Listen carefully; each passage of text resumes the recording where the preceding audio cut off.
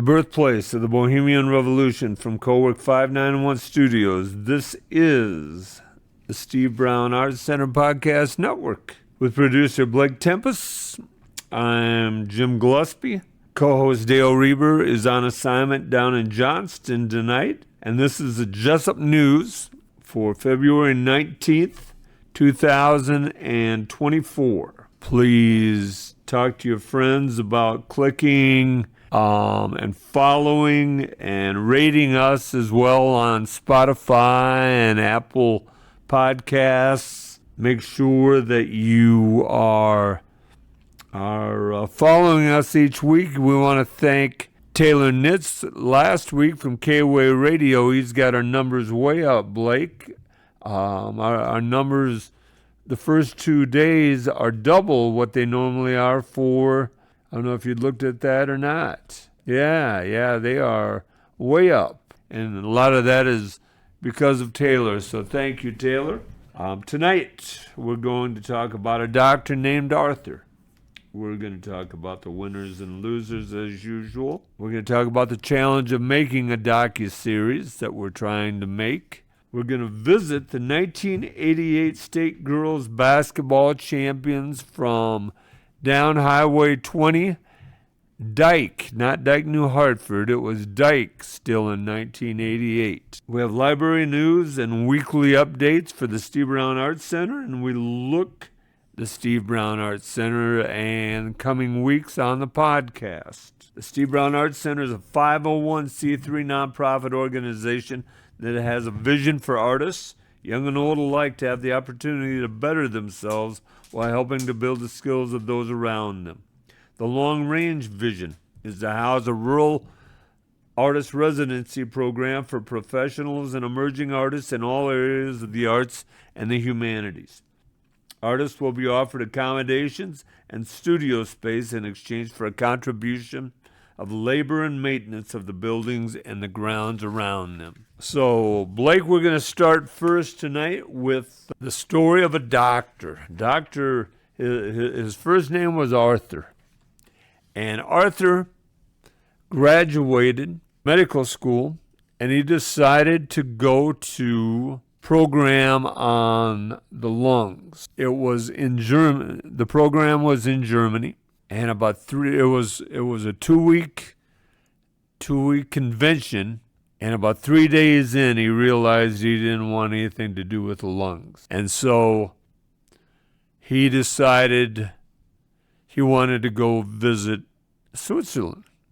So he went up, and when he arrived there was a program on the eyes, and he liked being an optometrist. So he went back to London, opened an office, and for the first day nobody came into his office, and he went home to his wife and he said, "Dear, no one came in today." And his wife asked him, "Do you have your sign in a presentable place so they know you are an eye doctor and that they can come to you?" And so when he went to work the next day, he looked, and his sign was very clear. And it happened to be in a very prominent area and he thought he was going to get rich in this area. He went about a month, and very few people came into his office. And he realized he wasn't going to be very successful. But during this time, he wrote for about 6 hours a day every day because there was no one there. And he was by himself in the office. He hadn't hired a nurse or a person to be at the desk. He became a pretty good writer. Well, Blake, do you know who that doctor was? That doctor was Dr. Arthur Conan Doyle. He was the author, the famous detective Sherlock Holmes. He wrote all the stories of Sherlock Holmes. Borrowed that story from Paul Harvey is, now you know the rest of the story. Dr. Arthur was Arthur Conan Doyle. So a rather interesting gentleman. Tonight's sponsors are Cowork 591 at 591 Young Street here in Jesup, Bobby Leach and Farm Bureau Financial Services in Independence and Jesup, Jacobson Fabrication and Repair, located just south of Jesup here, Zach Knutson at Innovative Wealth Management in Jesup, Derek's Repair Shop, LLC, a supporter for the 3 years that, or the 2.5 years that the Art Center's been open, M&M Bakery in Lawrence, Kansas, Reyes Concrete in Littleton, and the Littleton Diner. Both of those and others are sponsors also of Watermelon Day, July 27th in Littleton. So thanks as always to our sponsors. The winners and losers this week, Blake, are the Kansas City Chiefs, obviously winning the Super Bowl in dramatic fashion in overtime this past Sunday. Blake, I overate and had to go on my diet again. I had gained, and it wasn't all on Sunday that I gained it back, but I was up 10 pounds again, and so I started my diet again on Monday after overeating pizza and wings and everything else on Super Bowl. Did you watch Super Bowl, Blake? I did not, no. You're probably a smart man, although it was a great game. So the Chiefs were my winners for the week. The loser was a Kansas City Chief, Travis Kelce. We all know him, the man that is dating Taylor Swift right now. Travis Kelce bumped the coach during the game. He was a little disappointed about how things were going, and so he bumped Andy Reid. There wasn't anything made of it during the game, but it's been all over the sports networks for the last 3 days now. So he is my loser for the week, Travis Kelce. This is the Steve Brown Arts Center Podcast Network, and we're here tonight. Producer Blake Tempus, I'm Jim Gillespie. Dale's out on assignment down in Johnston. He sends word that the robins are flying around in Johnston and the tulips are blooming. Hope he brings some other interesting facts when he comes back next week. We have next week Mr. and Mrs. Lang, the former music teachers from Independence, as our guests. I'm excited to have them in. They are big into the music scene in Independence and in Iowa. They're very successful music teachers in Independence, and I'm excited to have them on. The Arts Center is working toward doing a docu-series, and I'll tell you about that docu-series a little bit. Dale talked about the press release last week. We are going to do a documentary about a team in Bensonville, Illinois. It is in the suburb of Chicago. It's the same suburb where O'Hare Airport is, and they run the Grinnell system. The Grinnell system is rather unique. It is one of the most enjoyable things I've ever been around as far as a basketball coach. In my last years as coach, I presented that and also helped coaches like former Dunkerton coach Virgil Hovden and former Gladbrook Rhinebeck coach Bruce Bailey run it with their program. It is a beautiful game to watch. Those of you get a chance. Grinnell men are leading that conference right now, and also the women play. That conference is unique. The men play first at 5:30, and the women play at 7:30. The women in Grinnell are coached by former Jesup player and Jesup graduate Dana Kester. Her married name is Dana Harold. You get a chance, check out the Grinnell team. Anyhow, we are working to get a producer right now. I'm meeting tomorrow with a documentarian from the Waterloo Cedar Falls area. We are working to raise the money right now as we speak to do this. It is a fairly expensive event, and so we are looking for people that would like to invest in that.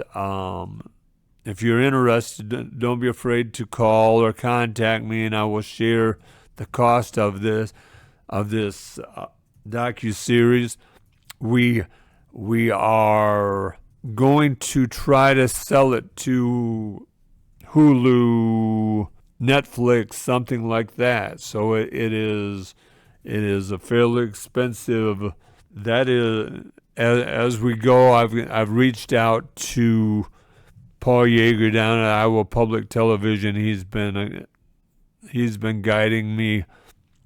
I've talked to Freddie Richards, former Jesup graduate, who also has been very prominent in advertising.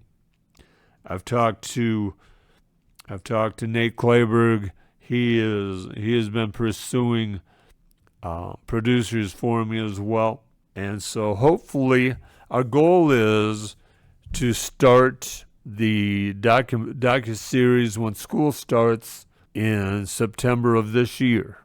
It's a great challenge.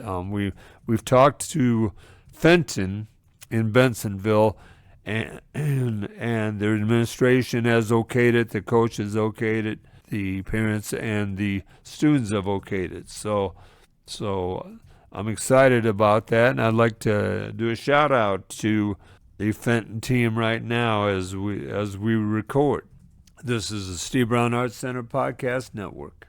Last week, my loser was the Sports Illustrated, because Sports Illustrated is closing. It's down. It laid off 4,000 workers and is shutting down. Well, I talked about how Sports Illustrated was the magazine of sports back as I grew up, and that lasted into the 2000s actually.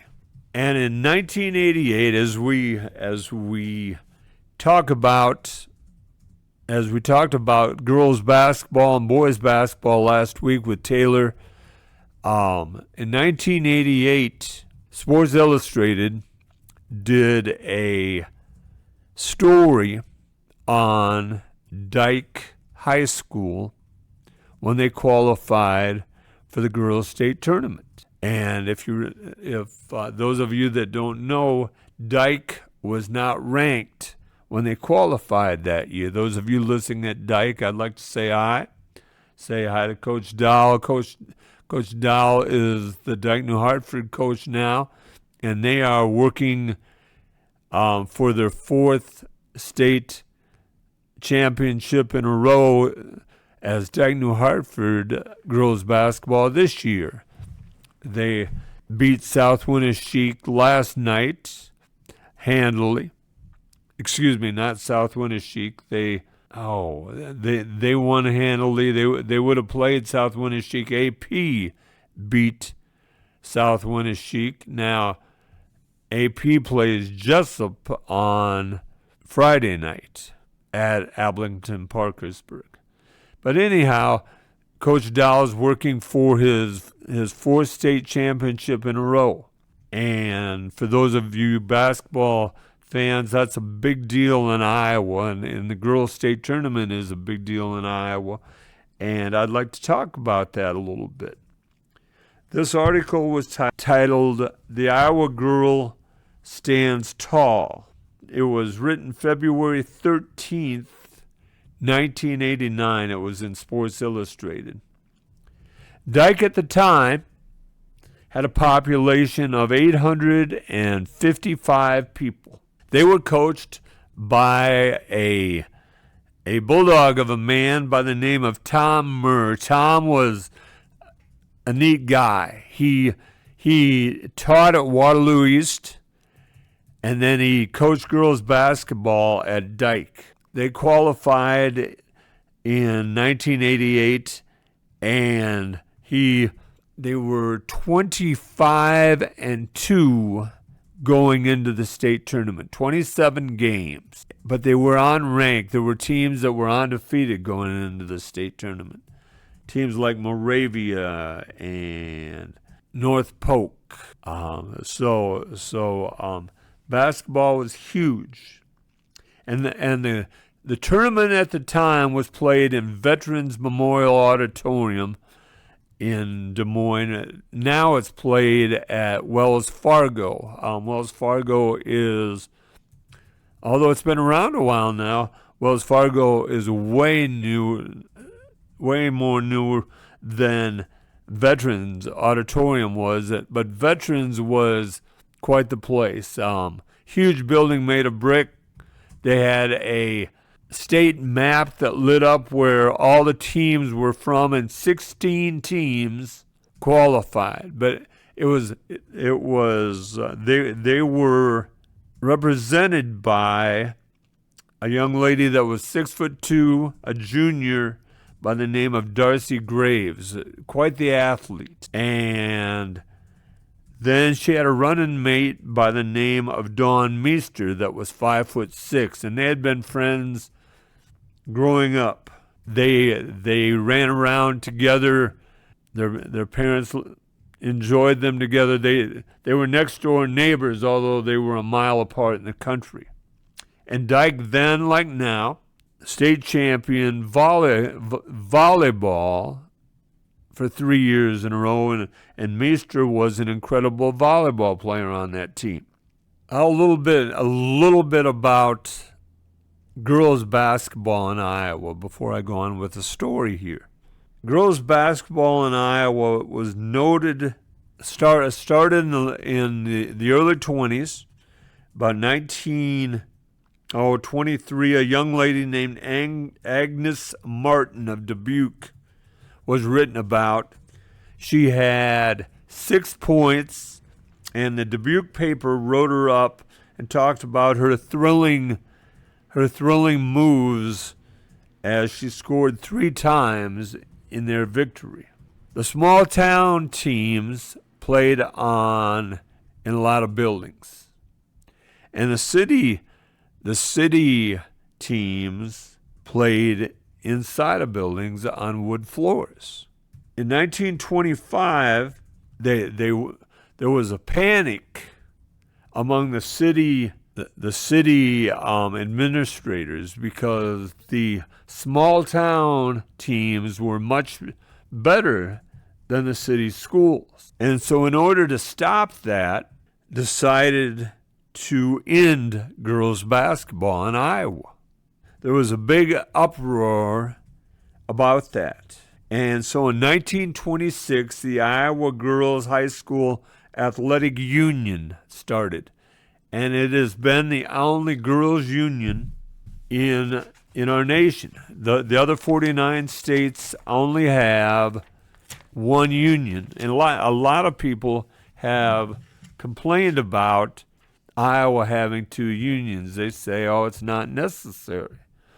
But basketball made the Iowa Girls High School Athletic Union preeminent in our country. As a matter of fact, for years, it bankrolled the girls' union. We're blessed to have a Jesup man that hosts the girls' union state tournament every year on Iowa Public Radio, Paul Yeager. And he realizes that history and does a nice job of giving that history every year. And Paul's a listener, and we want to thank him for doing that. Paul is a person that understands that 1955, and everybody gets excited about the crowds that are following Caitlin Phillips today. But in 1955, The championship game, girls state tournament, had 13,666 people at the game. That was back in 1955, ladies and gentlemen. Women's basketball and girls basketball in our state has been a big deal for a lot of years. We've had people like Machine Gun Molly Bolin, Denise Long from Union Witten, Lorenzen from Ventura. During those days, it was called 6-on-6 in Iowa. A lot of people wanted to call it 3-on-3 outside of Iowa because 3 guards would be in one court and 3 forwards would be in the other court, and the 3 guards couldn't shoot. Players could only take 2 dribbles. They could only hold the ball for 3 seconds. If they dribbled, then they had another 3 seconds to hold the ball, but they could only take 2 dribbles. And as I said, they had the platoon system. Then they also had hoopla, thanks to a man named Frosty Mitchell. Not Frosty Mitchell, E. Wayne Cooley. Frosty Mitchell was the man that did what Paul Yeager does now, except Paul doesn't call the championship games like Frosty Mitchell did. E. Wayne Cooley realized that it was Christmas in Des Moines when the Girls State Union came. And so he found a way to bring crowds to the tournament. He would say have the Jesup band come and play the national anthem to start a day, or the Independence Chorus would come. Then they would have the March of Champions on Friday night, where the champions of all the sports in the girls' union for the last year would come, and they would march, and all these people's parents would come and watch them. E. Wayne Cooley was an incredible salesman, and E. Wayne owned stock in the Chicago Cubs as well. He was wonderful. He was sort of the P.T. Barnum of the girls' high school athletic union and did a nice job of selling it. Well, in 1984, in Iowa, a lawsuit took place. Some girls wanted to play the 5-on-5 game. They felt that they had the skills to do it, and Wayne knew he couldn't stop it, that it was going to take place, and to his credit, he didn't try to stop it. And so they had 2 state tournaments. And in 1988, there were right around 85, 86 teams playing 5-on-5. And then right around 350 teams still playing 6-on-6. He let them in. The 6-on-6 was his love. He loved the 6-on-6 game. The first couple of years, and I'm not attacking Mr. Cooley as I tell you this, it was not a pretty game, the 5-on-5 game, and the union did a better job of supporting the 6-on-6 game, and I'm not attacking the union either. More people were doing it. They had to put more money into the 6-on-6 game. They had some incredible events. For example, when they had the famous Denise Long. Denise Long scored 111 points one night, and she averaged in the state tournament one year 70.5 points a game. If you ever go to Union, Iowa, there's a park named in Denise Long's honor. In the 1987 titled game, Lynn Lorenzen from Ventura was the hero, and she averaged 62.4 points a game that senior year. So the 6-on-6 game was a beautiful game.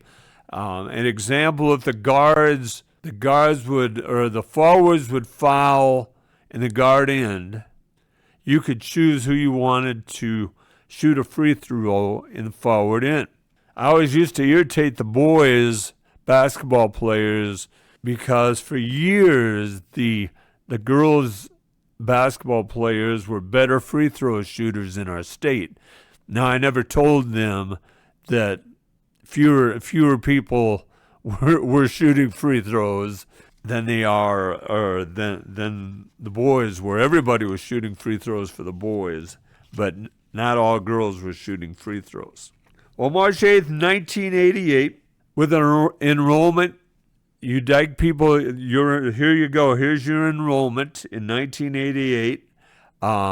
Superintendent Stockdale, if you listen to this, check this out if you can find this. It says the enrollment of Dike was 137 students in high school. Darcy Graves and Dawn were juniors that year. Dike had won his fourth state volleyball championship. Dawn Meester was a fifth-generation farmer's child from the area. Her brothers, she had brothers who were not athletes. By the way, her father drove the school bus for the basketball team, so it sounds Hoosier-like, doesn't it? Darcy Graves' dad was a carpenter, but he had diabetes real bad, and he was partially blind. He always told people he could see the numbers on the back of the players, but he knew if the ball went in by the roar of the crowd. They were the stars. They played in the first round. They played Humboldt, and they beat Humboldt by 13 points.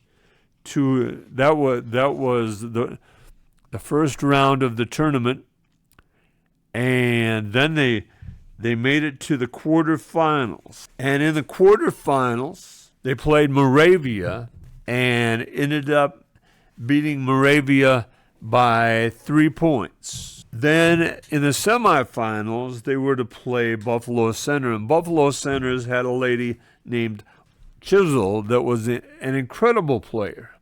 Wanda, and I'd be interested in speaking to Wanda, but Wanda got a virus and ended up not being able to play. So Dike won that game, won the semifinal game 78-57, and so they beat Buffalo Center in the semifinals, and so they would play for the championship. A town, and remember, Dike had less than 800 or less than 900 people in their town. The area that Southeast Polk encompassed had 10,000 people in their area, and their enrollment was 855 people in high school.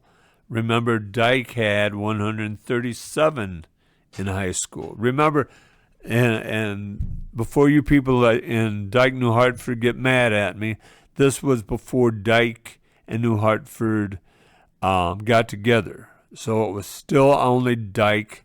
And so it was Dike versus Southeast Polk for the 6-on-6 state championship. And Terry Branstad was a young governor.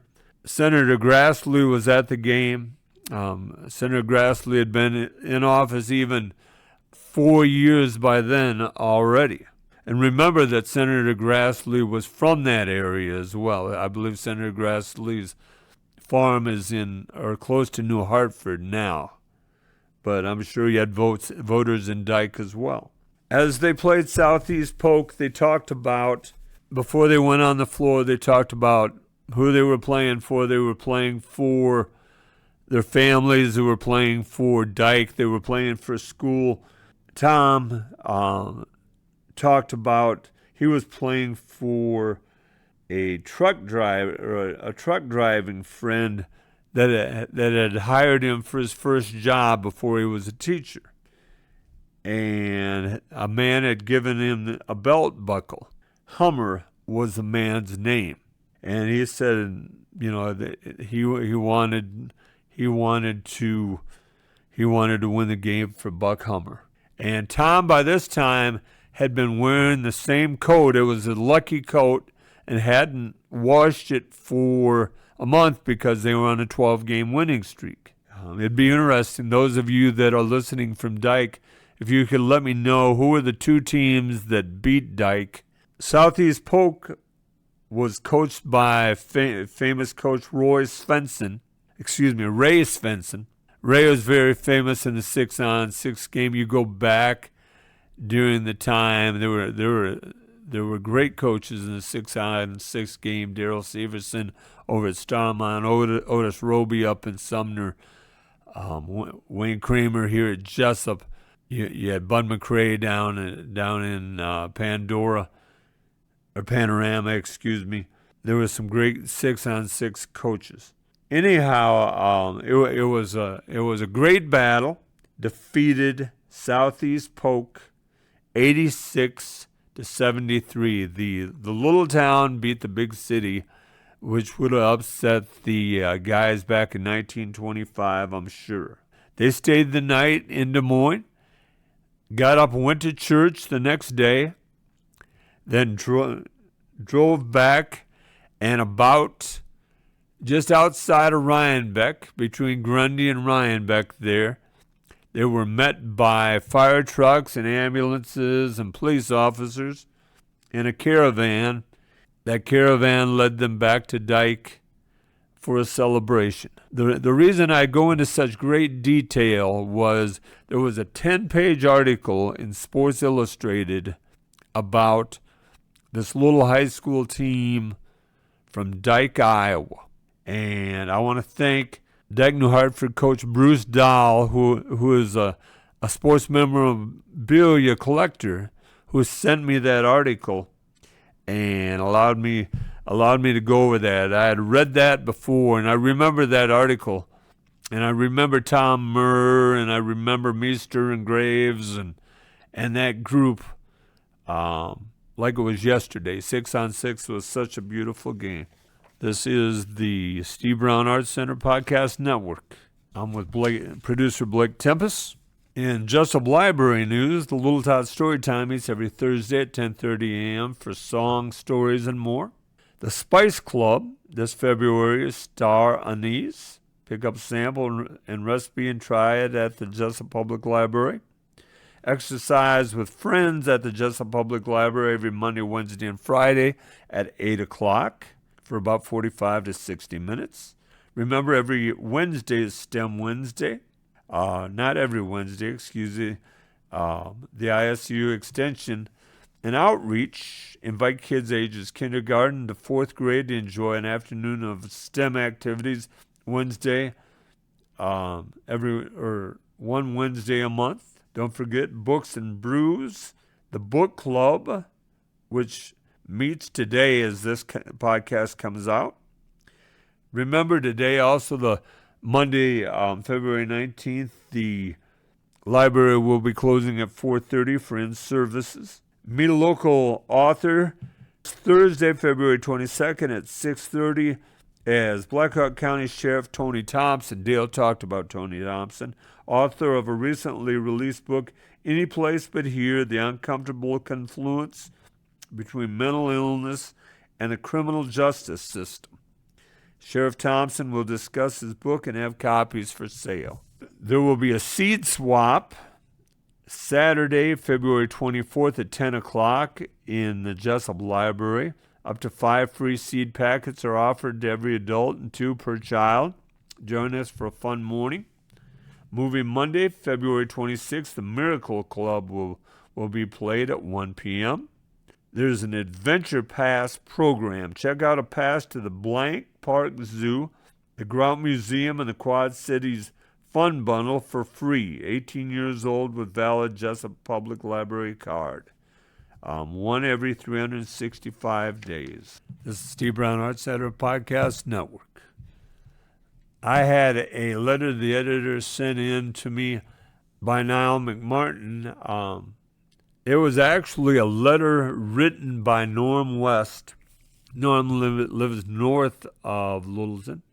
And he sent this letter. Chad Ingles, who's our state representative in our area, shared with Chad, with Representative Ingles, this.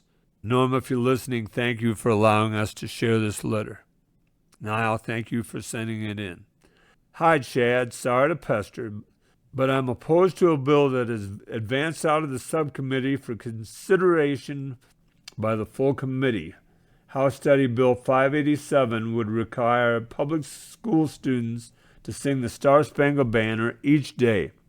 It would also require schools to provide instruction on the words, meaning, and history, including how to love, honor, and respect. This is just wrong on so many levels. It's pious, self-righteous, condescending, to declare that good people must all do certain things to publicly display their purity. Boys must cut their hair short and must not grow beards. Girls must wear dresses and no makeup. Everyone should wear a flag pin. Show solemn respect for right leaders and contempt for the other party. As sung in South Pacific, you've got to be taught before it's too late, before you are 6 or 7 or 8, to hate all people. But the Star-Spangled Banner comes with a whole set of other wrongs. It's hard to sing and needs the vocal range of Julie Andrews. It always has been controversial.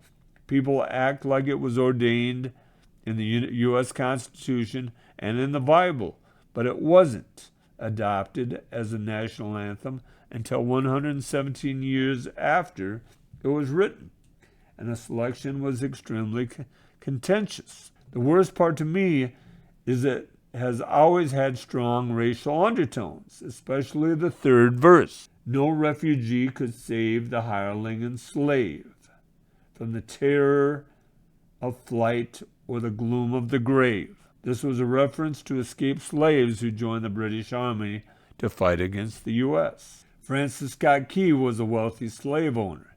He was later appointed district attorney for Washington, D.C. by President Andrew Jackson. In that capacity, he vigorously prosecuted cases against slaves, especially any that tried to escape.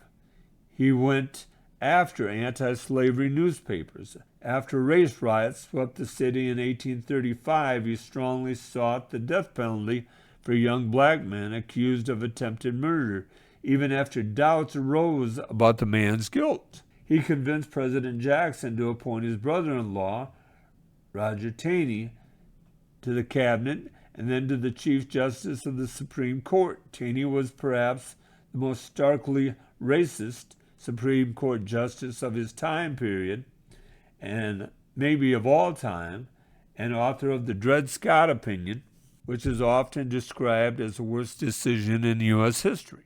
During the Civil War, sides considered adopting the Star-Spangled Banner. If the North were to use it, Oliver Wendell Holmes proposed adding a new verse invoking the millions unchained who our birthright have gained. The South, of course, opposed any such change. When it was finally adopted as our national anthem in 1931, supporters celebrated with a parade in Baltimore led by 2 color guards. One was with the American flag and one was with the Confederate flag. When the Union Army veterans saw the Confederate flag, they abandoned the parade. A woman who was a Confederate sympathizer condemned them for being an un-American and divisive. Sounds just like today. One Google click can reveal numerous websites describing the racial controversies of the Star-Spangled Banner. And Norm includes a link, theintercept.com. Proof of the U.S. national anthem has always been tainted with racism. As always, thank you for your service and listening to your constituents. I'll try not to pester you constantly, but I'm so distraught with what's happening in Iowa and much of America that it's hard to be quiet. Maybe it's better to speak out than to give up and jump off a bridge. Norm West, Fairbank, Iowa. It is. You get a chance, look at all the verses of the national anthem, and you'll see that Norm sees things pretty clear in that. Upcoming events. This past weekend we had a showing of Kenny Mielhau's art at Winding Creek Meadow. It was a great event, and Kenny was so eclectic. I enjoyed talking with Kenny and showing his art. The Steve Brown Arts Center, along with the Sanity Room, is hosting the Irish Blue Drifters trio from the Twin Cities. They will be playing at the Sanity Room. I think I might be telling top secret information here, but there will be a St. Patrick's Day parade this year in Independence. Stand by for more news on that. April 14th, there will be an artist at the Littleton Chatham Historical Society Pancake Breakfast. That will be a mystery artist that I'm going to keep back, but you will enjoy their art. It's beautiful, and you will see that the arts are in that family. If you'd like to donate to the Steve Brown Arts Center or have an idea for an event, go to the stevebrownartscenter.org and follow the link.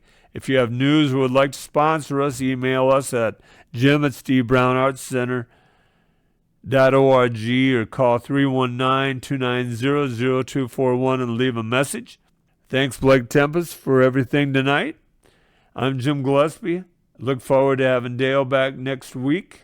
Thanks to Kelly Seahas, as always, at Cowork 591 Studios. Thanks to the audience for bringing these stray dogs into your day every week.